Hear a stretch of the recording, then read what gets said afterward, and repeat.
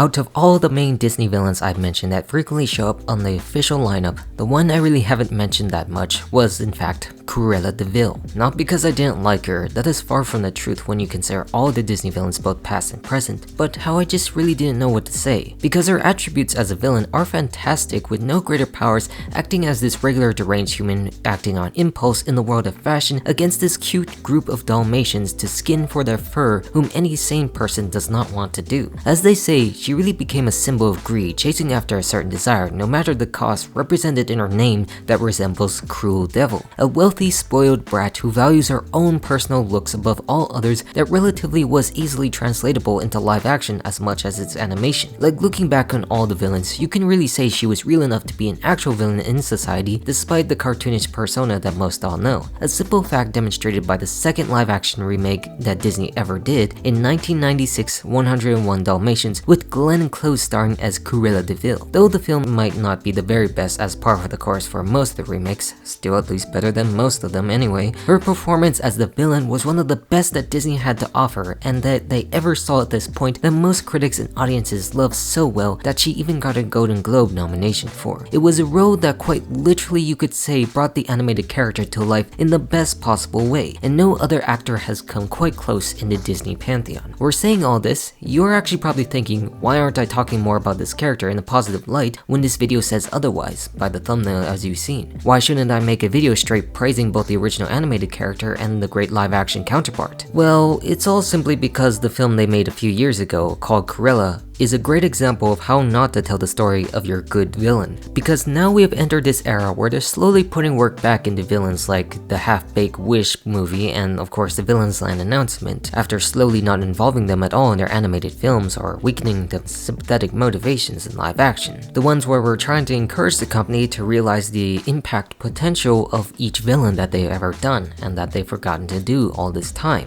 Because spin-offs and retellings of their stories from different perspectives decided to make them the main focus of each film, like Maleficent portraying her more as an anti-hero or a more likely hero in her live-action films, and Cruella doing a similar thing that elevated her to a status to explain her own backstory. Where this particular film did not do Cruella herself justice in something that was too bland and never understood what she was in either of the iterations of the character. Kinda sad because I will say it did look interesting being executive produced by Glenn Close herself and starring Emma Stone, who is a terrific actor, but it's a story that never really matched who we saw in the Dalmatians films, or who people know in general about who Cruella is, who's brash and delusional as hell, and acts on impulse compared to every planned Disney villain. It was something I completely skipped when it came out, only seeing parts of it time to time, and every single review that came out that trashed the film thinking it would be a waste of my time to watch it when it came to me talking about all the live action adaptations up to this point. But unfortunately, I did actually watch it a little later on once Peter Pan came out that continued the same very trend that started with Maleficent of making icons of Disney villains into sympathetic characters that have good backstories when they never did in the first place, like the tragic story of Captain Hook. Yet these days, even when it's high Halloween season, it's also equally as important to look back upon a group of Disney films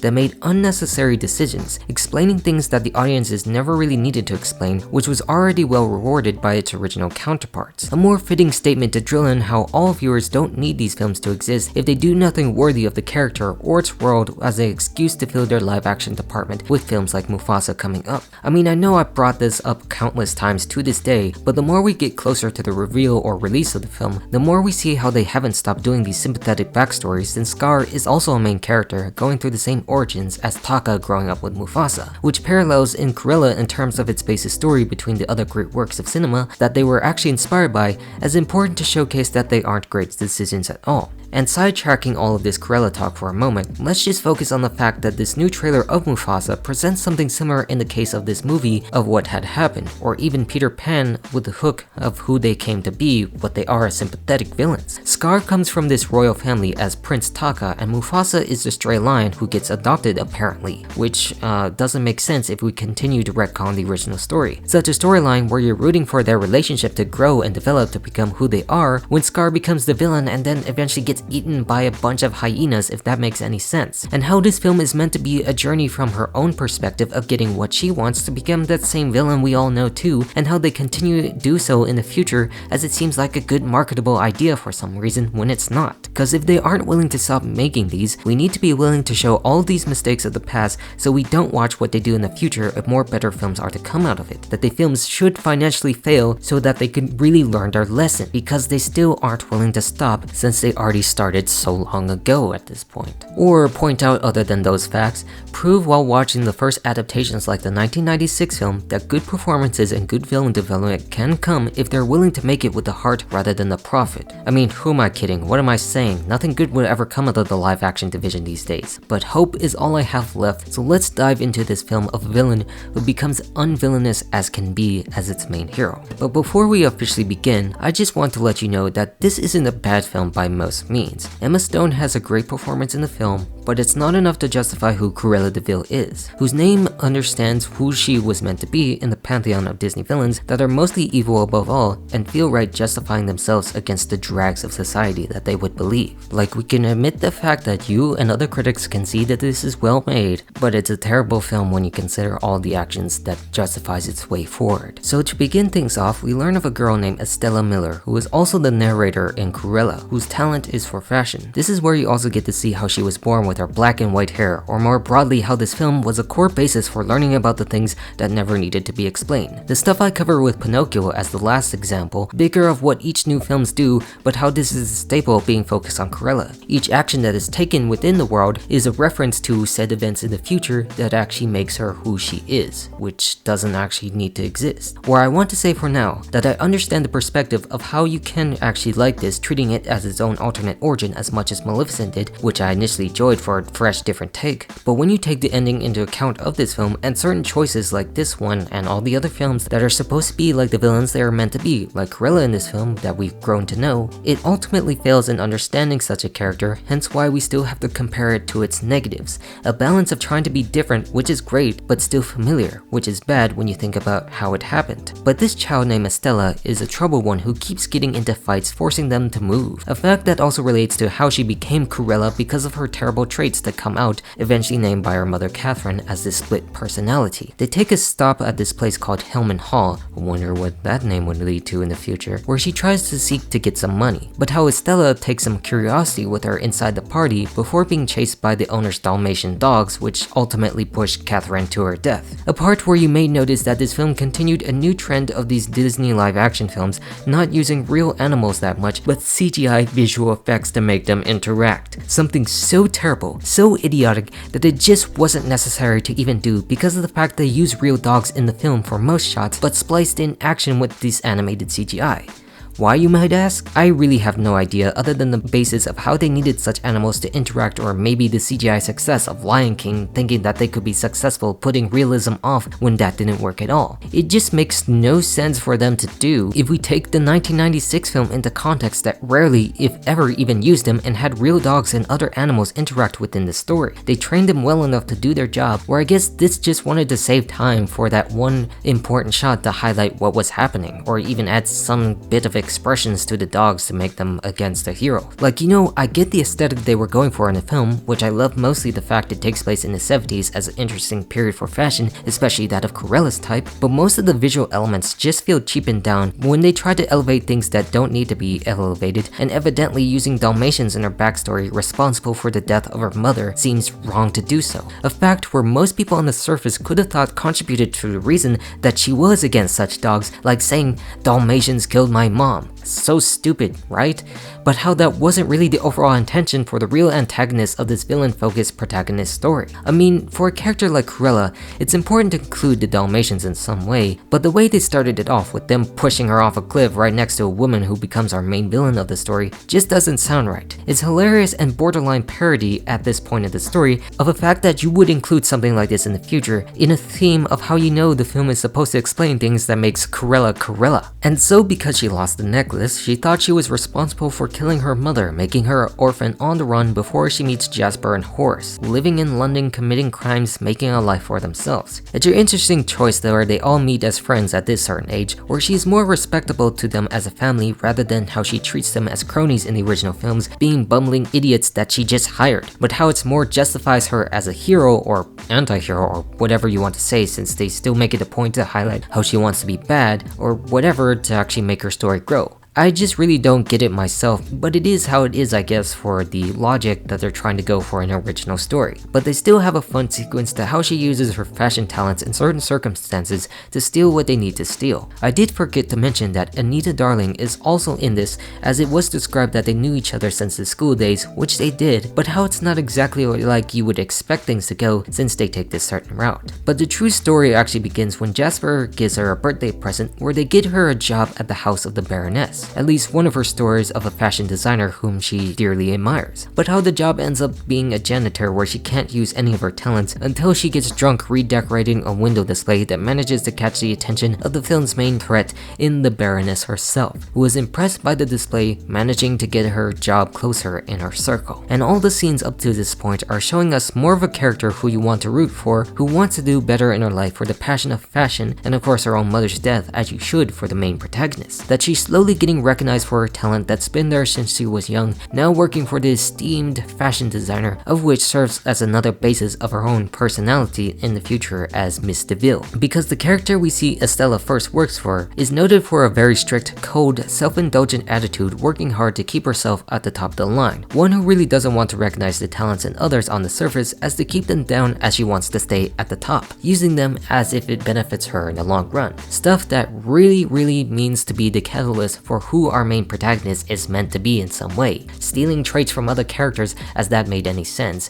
even if our story seems framed so differently to have her succeed, which we know she shouldn't if it's going to result in her stealing a bunch of puppies to skin them to make fur coats. As we are still in the origin story, we also find out that Roger Radcliffe is here too, the songwriter from the original film who was the owner of the main character of Pongo, who was in this film in fact a lawyer of the baroness who happened to be very clumsy. I mean, they do reference a bit of his piano playing talent as a side gig, and you do see him actually become one at the end, but here we see another situation that contributes to a badly drawn origin story of 101 Dalmatians, making every character connected in some way, reminding you of what it should be, while also not with its original characteristics that still says it's an alternate origin. Something we will revisit towards the end as a terrible tribute to what should come in what we know about that very story. But moving back to how the Baroness contributes to Cruella's own character is the fact she finds the necklace her mother had, realizing she was responsible for the events that night, discovering Catherine did work for her, and the Baroness couldn't care less of her death other than the fact that this necklace was hers,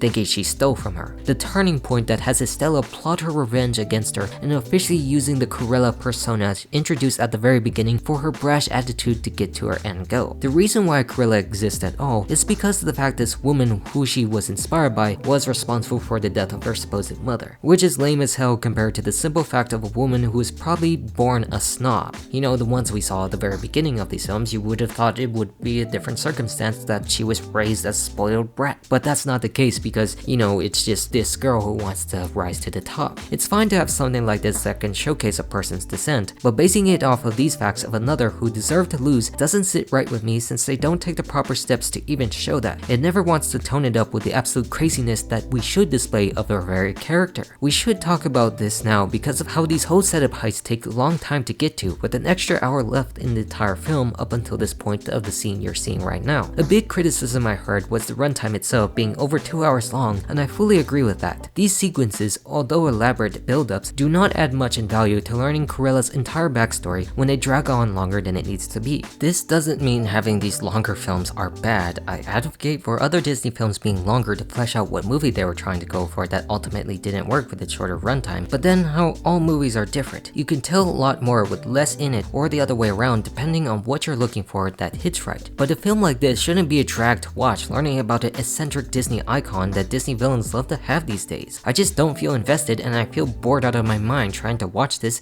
because they have these elaborate sequences just trying to explain her character, and it doesn't work for me because that's not who I know who she is. So they should have just chopped this up more down to the more important pieces of information that contributes to her rise. This is where her entire scheme is revealed to be pointless, since she was wearing wearing the damn necklace this whole time, where they try to attempt to extract everyone at that point to steal it with rats swarming everywhere, where she reveals the Dalmatian dog whistle that was there the night her mother died, revealing it was in fact the Baroness's fault. Finally turning this into an official revenge story where we at least get to see her change for the worse into Cruella. Well, actually for a brief moment that even tries to reference the character that you know of, having this dark outfit expressing her true desires and Cruella persona that would do anything to get what she wants, turning her friends Jasper and Horace to actually wonder why she's acting this way. But it's not really the actual character that we know of, since it's very brief, since she still has to work behind the scenes to take down the Baroness. You know, you have the hints here and there that Emma Stone portrays, which we would like, but it's not enough to justify it because they go back to the slow drawn out process soon after, where she can appear to upstage her in a fashion with a statement of whatever this is supposed to be. Another elongated sequence that hurts badly. And while they escaped, we are reminded that the damn CGI Dalmatians actually exist, with their killer expressions that are so idiotic to have. Because for the most part in this film, they are to act as the Baroness killer attack dogs that contributed to the deaths that impacted Estella the more we look back upon it. But now they're not really acting as regular dogs, who more just inspire her final coat design. I'm actually not too sure how this remotely contributes to why she wants them as fur coats other than that fact. All just to make a fashion statement against her that makes people think she killed them for that, but actually not, and more of just a print. They don't even remotely hint of doing actual heinous actions like her original character would even do. Like, it's simply a fact that they don't want this Cruella to kill, other than to mention the killing of the villain who killed her own mother, since it's still more of a protagonist role. She only goes after the bad guys because, you know, that's this type of story.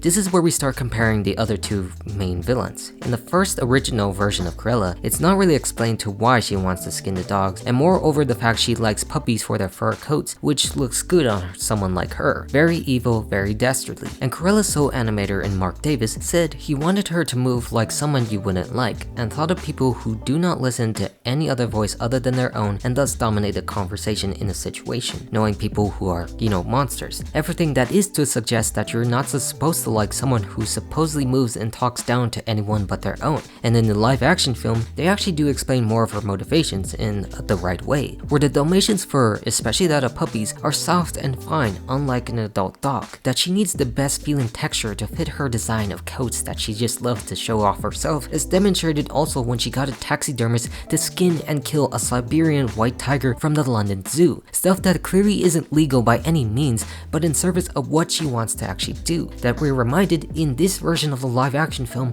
that she still is a heinous villain doing whatever it takes, and she does not care about the lives of any animals, especially stealing one from an entire zoo that you're not supposed to do. Also reminding you that she is deranged and crazy in scenes like this. Well, if we make this coat, it would be as if I were wearing your dog. Woof woof!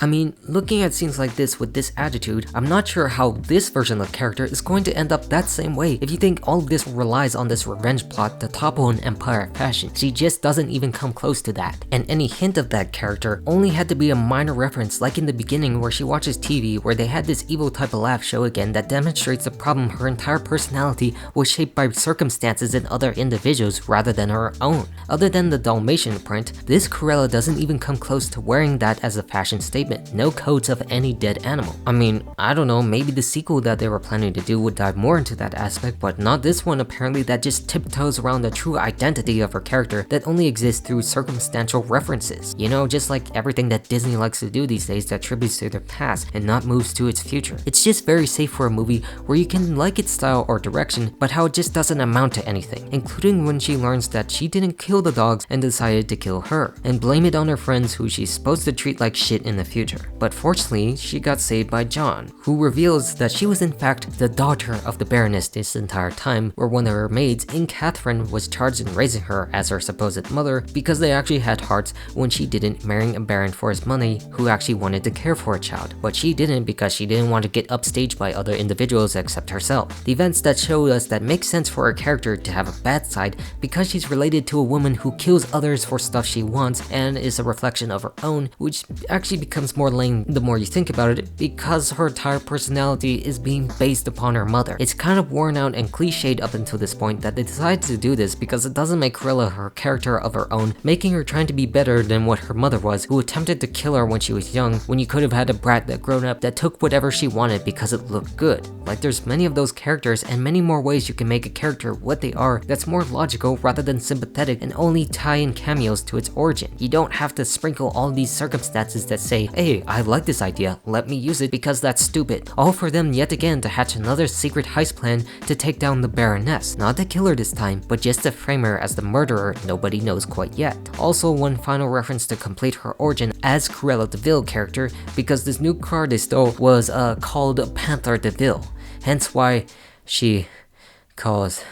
Ugh, I hate this movie. You gotta remember, this was also the time Disney just released films like Solo, and how Han got his last name too by this weird circumstance, and I really think that's the worst thing in the world for them to do. These names have a certain reason, but you know, they do it in the most simple, basic, stupid circumstances. Like honestly, that is very stupid when the name comes from an idea on the street or a sign of the car, compared to just being there in reference to her entire personality of the character being a cruel devil, which this one is not. She didn't even kill a single character unlike her mother, and she even threatened to kill her mother but changed their plans at the very end. We also hate the incessant need for 70s rock music playing all around as she tries to commit to her plot where everyone is wearing this Cruella-inspired hair to drill into the baroness of her hatred against her heinous crimes. Of course, it's mostly done in memory of her since they all don't know about it, being a competitor, but all for the fact she can face her down outside as Estella for the final time, knowing the truth for all to see. All so that she can be pushed down like Catherine so she can pull this super stunt parachuting into the water to transform into Cruella, while the police come and watch her crime, and everyone else would be thankful to get their estate to Cruella when she signed Estella to the will, or whatever. This makes sense. I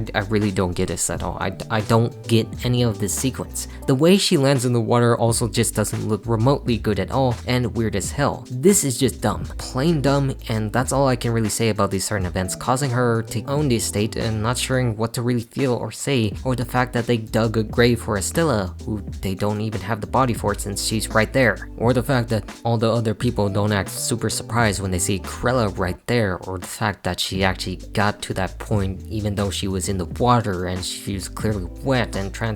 See, it still doesn't make sense. But that's not all, where I guess you could say the real final insult comes after when Hellman Hall, named for the Baroness' last name and actually Estella's last name, becomes Hell Hall after she removed the word man from it. That just isn't clever at all, if that is a statement against the system of man, even though it clearly didn't play a major part in this film, removing man when woman was the main threat and still is, as we all know. Not sure why it had to be that way as a choice when the character really hasn't gone on a relatively evil descent, other than picking up bad motifs here and there. Because in the original, there still is a clear reason why they called it Hell Hall in the first place, where she is the devil herself and represents none of that at the end of all things in this version. Not a single glimmer of what she is supposed to be in a crazed maniac that truly represents the devil trying to twist the good of the world for her own gain, but ultimately failing miserably, where instead it provides a picture similar to Maleficent that the bad guy triumphs as the actual good guy who is misunderstood, an actually sympathetic character to relate to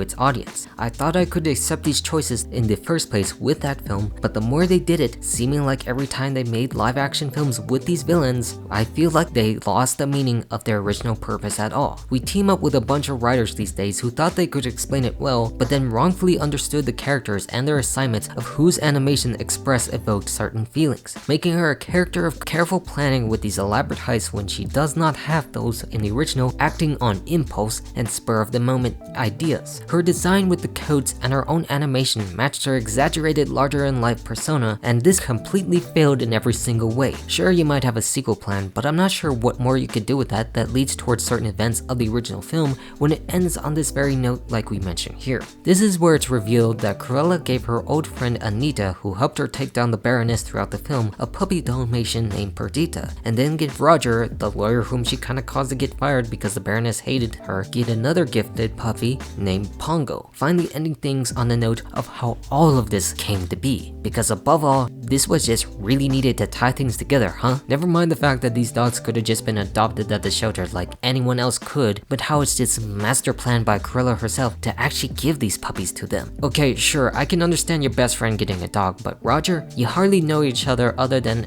using this to accept as an apology. An apology that doesn't work because Roger, now being a full-time songwriter, manages to write a song based on her that's actually just the original one from the original film he sang describing her as a nasty villain. Like, what are you doing writing this song when you got this puppy as a gift from Cruella? Things the whole world would appreciate, but apparently not you, so you can match your future or alternate counterpart. Why would you even reference these things if you know what it actually leads to? Having both Pongo and Perdita's characters in the original fear and hate who Cruella is, threatening their own children. The malice is there, and it's even in the description of all her translated names on the Wikipedia page, up to the point where it represents the same evil villain that really is either a devil or a demon in a human disguise. Her actions do not describe someone who is a devil or a demon and just has been a woman with a weird eye for fashion. Again, you can say if it's in its own world, if a sequel would do something different, but everything we just covered past, present, and future, this is just not a good trend. It's formulaic and pathetic when films like Mufasa in the future are attempting to show us the good side of the characters like Scar, Young actually being part of that very good side of the royal family until some event changes things. And considering the subject matter that included with every reference they made to whom this person is, that just makes this worse. Conflicting between the original works of art they would like to say this tries to be, and then also trying to tribute its own past. But tributes this modern company tries to do just falls flat for their own storytelling, making a colorful active cartoon an aesthetic emotionless drag saying something that ultimately has nothing. No emotional connection that makes me feel positively about things,